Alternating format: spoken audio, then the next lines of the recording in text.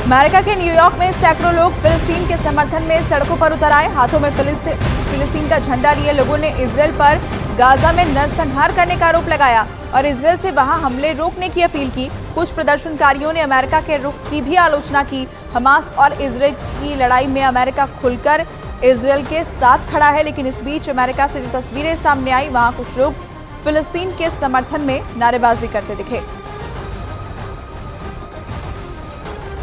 लेकिन 7 अक्टूबर को इजरायल पर हमास के हमले के बाद शुरुआती दिनों में तुर्की शांत रहा और उसने इस जंग के लिए न तो इजरायल पर उंगली उठाई और न ही हमास पर।